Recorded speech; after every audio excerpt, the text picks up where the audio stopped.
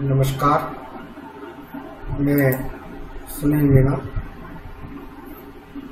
Assistant professor physics, head of department physics, government college Bundi. आज हम BSc part second year की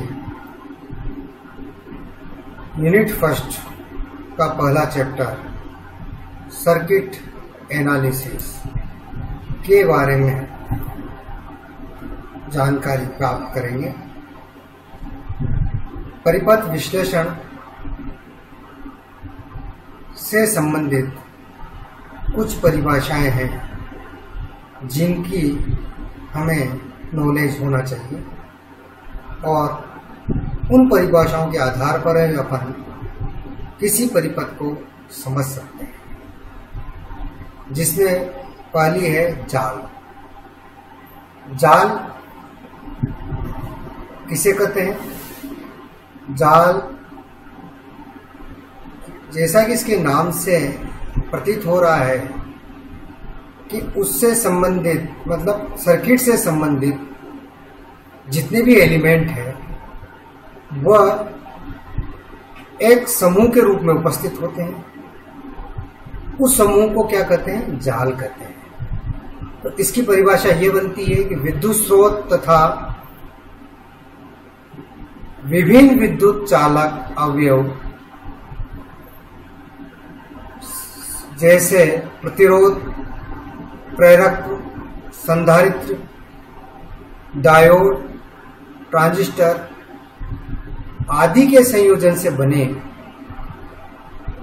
तथा एक दूसरे से संबद्ध परिपथ के समूह को जाल कहते हैं।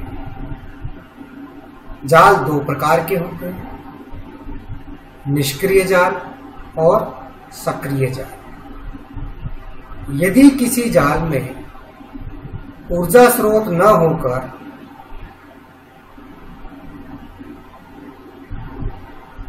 ऊर्जा स्रोत न हो तो वह जाल क्या है? निष्क्रिय जाल कहलाता है। इसके विपरीत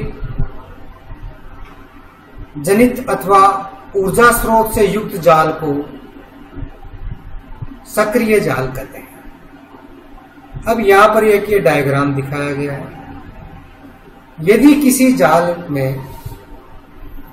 दो इनपुट और दो आउटपुट हो तो वह जाल चतु टर्मिनल जाल कहलाता है। चार टर्मिनल। और यदि किसी एक को उभयनिष्ठ कर दिया जाए तो वह जाल आपका त्रि टर्मिनल जाल कहलाएगा। और किसी चतु टर्मिनल जाल में निर्गत को शॉर्ट सर्किट कर दिया जाए दो को तो द्वि टर्मिनल जाल कहलाएगा।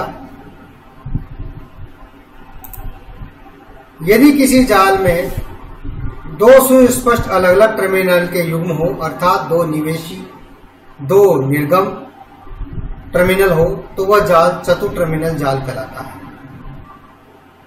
जैसा कि मैं भी डायग्राम में डिस्कशन करके बताया, एक टर्मिनल को अपन ने कॉमन कर दिया तो वह जाल त्रि टर्मिनल जाल हो जाएगा।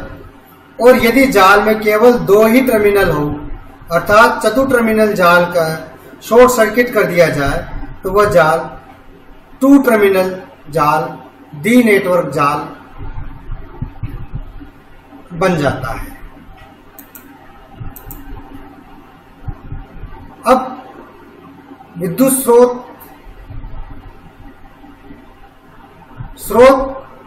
विद्युत परिपथ में दो प्रकार के काम में लिए जाते हैं। एक वोल्टा स्रोत है, एक धारा स्रोत है। ये दोनों स्रोत वास्तविक या आदर्श हो सकते हैं। वोल्टा स्रोत, यदि किसी वोल्टा स्रोत में आंतरिक लोड या आंतरिक प्रतिबाधा उपस्थित न हो तथा उसके साथ जुड़े बाह्य लोड या प्रतिबाधा के किसी भी मान के लिए उस पर वोल्टता का मान स्थिर रहे तो उसे आदर्श वोल्टता स्रोत कहते हैं। लेकिन व्यवहारिक रूप में प्रत्येक स्रोत में आंतरिक लोड या आंतरिक प्रतिबाधा अवश्य होती है, जो उसके साथ श्रेणी क्रम में आंतरिक रूप से जुड़ी हुई माना जा सकता है। ऐसे वोल्टता स्रोत के साथ बाह्य लोड ZL जोड़ने पर उस पर वोल्टता का मान बाह्य लोड के परिवर्तन से परिवर्तित होता है, अर्थात वोल्टता स्थिर नहीं रहती है। इस प्रकार के वोल्टता स्रोत को वास्तविक वोल्टता स्रोत कहा जाता है, रियल वोल्टता स्रोत। दूसरा आता है धारा स्रोत, करंट सोर्सेस। वह धारा स्रोत जिसमें अनंत प्रतिरोध समांतर क्रम में लगा हुआ माना जाता है उसे आदर्श धारा स्रोत कहते हैं। इस प्रकार के स्रोत से किसी बाह्य लोड के किसी भी मान के लिए इसमें प्रवाहित धारा का मान स्थिर रहता है। लेकिन धारा स्रोत जिसके समांतर यहाँ काम लिखा हुआ है, ये क्रम है, समांतर क्रम अनंत प्रतिरोध जुड़ा न होकर के परिमित मान का प्रतिरोध लगा हुआ होता है, उसे वास्तविक धारा स्रोत कहते हैं। इस प्रकार के स्रोत से किसी बाह्य लोड प्रवाहित धारा का मान बाह्य लोड के परिवर्तन से परिवर्तित होता है। रेखीय प्रतिबाधा।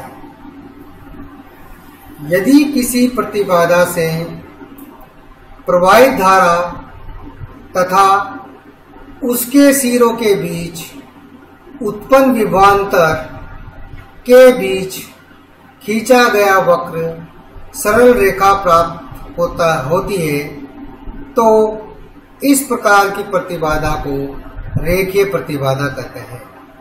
जैसे प्रतिरोध, प्रेरकत्व, संधारित्र इत्यादि की प्रतिबाधाएं रेखीय प्रतिबाधाएं होती है।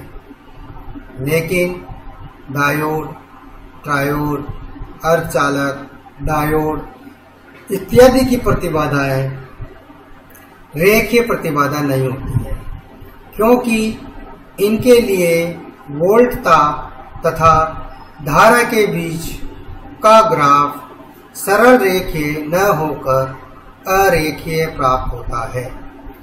अन्य रूप में परिपथीय अवयव रेखीय होता है तथा उसमें प्रवाहित धारा व उस पर वोल्टता के मध्य संबंध में अनुपात गुणांक नियत होता है। धारा के मान पर निर्भर नहीं होता है। जैसे E = RL, E = L di/dt, E = 1/c ∫I dt। उपरोक्त संबंधों में L, R व C नियत गुणांक है। इसके अतिरिक्त रेखीय अवयवों के लिए E व I के संबंध अध्यारोपण के सिद्धांत का पालन करते हैं। द्विपार्श्विक प्रतिबाधा है। यदि किसी प्रतिबाधा से प्रवाहित धारा की दिशा को उलटने पर प्रतिबाधा का मान अपरिवर्तित रहे तो उसे द्विपार्श्विक प्रतिबाधा कहते हैं। जैसे प्रतिरोध, प्रेरकत्व, धारिता इत्यादि की प्रतिबाधाएं द्विपार्श्विक प्रतिबाधाएं होती है। अब कुछ परिभाषाएं हैं जो कि आपको इस डायग्राम से समझ में आ जाएगी। शाखा, किसी जाल में जाल का वह भाग अथवा धारा का वह पथ जिसमें किसी धारा का मान नियत होता है उसे जाल कहते हैं। इस डायग्राम में ए बी धारा का पथ है जिसमें धारा का मान समान है, BC, CD, BF, CE, ये परिपथ की शाखाएं कहलाती है। संधि या नोड, किसी जाल नेटवर्क में जिस बिंदु पर दो या दो से अधिक शाखाएं मिलती है उसे संधि या नोड कहते हैं। परिपथ में बिंदु B, बिंदु C, बिंदु E व F आदि नोड या संधि है। इन बिंदुओं पर दो या दो से अधिक शाखाएं मिलती है, इसलिए इन्हें नोड या संधि कहा जाता है। पाश, अगली डेफिनेशन है पाश।